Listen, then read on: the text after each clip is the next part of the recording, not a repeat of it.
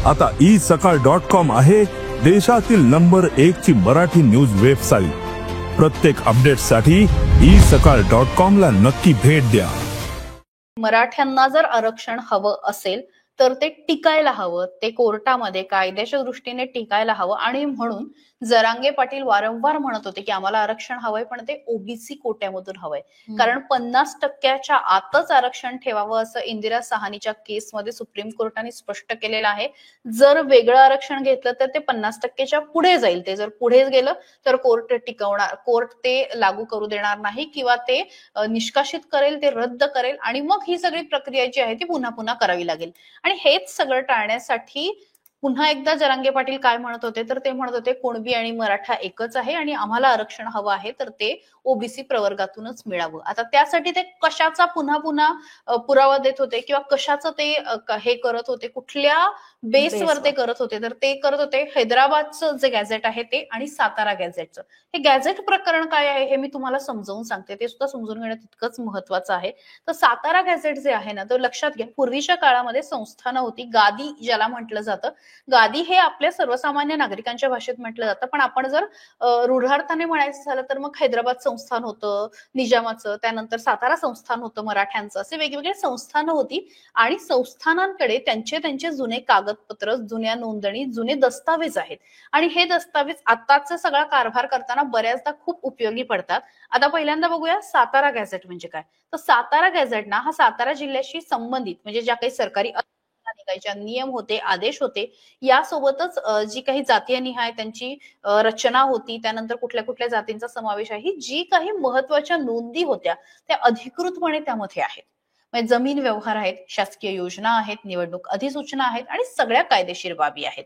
तर हे शासनाचं अधिकृत राजपत्र मानलं जातं आणि ते जिल्हास्तरीय कामकाज किंवा प्रशासकीय जे काही कामकाज आहे, कायदेशीर कामकाज जे आहे त्याच्यासाठी वापरलं जातं। ओके, पहिली गोष्ट आपल्याला क्लिअर आहे। आता आपण वळूया ज्या गॅझेटचा पुन्हा पुन्हा उल्लेख होत होता ते हैदराबाद गॅझेट म्हणजे काय।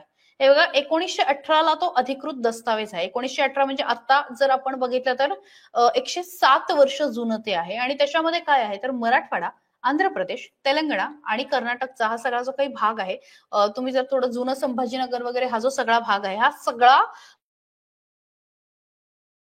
संस्थानाच्या भूमी कक्षेमध्ये येत होता।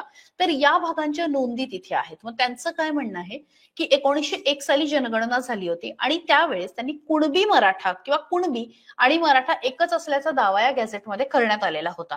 त्यांचं म्हणणं होतं की मराठवाड्यामध्ये 36% कुणबी मराठा लोकसंख्या आहे, त्याच्यामध्ये ते वारंवार कुणबी मराठा म्हणतायत कारण त्यांच्या दृष्टीने कुणबी आणि मराठा एकच आहे। आता हा दस्तावेज कुठे आहे तर उत्तराखंड मधल्या लाल बहादूर शास्त्री प्रशासन अकॅडमी जी आहे, जिथे सगळ्या IAS IPS ऑफिसर्सचं ट्रेनिंग होतं, तर तिथे हा आहे।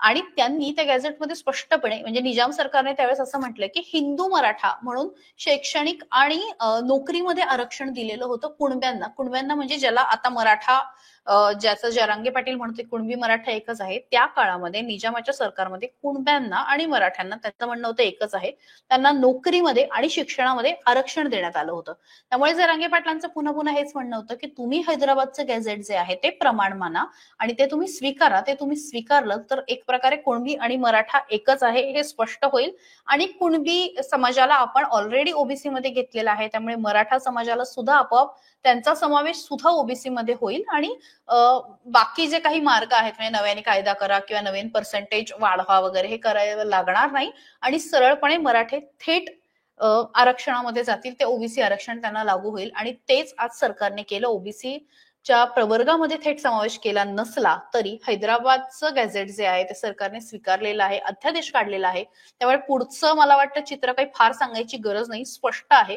आणि मराठा समाजाच्या आरक्षणाचा मार्ग जो आहे तो 90% जवळपास मोकळा झालेला आहे। अर्थात याला काही कायदेशीर बाजू आहे, ते काही अगदी एका अध्यादेशात होत नाही, त्याला 2-3 महिने लागू शकतात, पण खूप मोठी लढाई मनोज जरांगे पाटील यांनी जिंकलेली आहे असं म्हटलं तर चुकीचं ठरणार नाही। महाराष्ट्रातील सर्व बातम्यांचे विश्वासार्ह व्यासपीठ, सकाळच्या सर्व सोशल मीडिया प्लॅटफॉर्मला लाईक, फॉलो आणि सबस्क्राईब करा। तसंच सर्व नोटिफिकेशनसाठी बेल आयकॉन प्रेस करायला विसरू नका।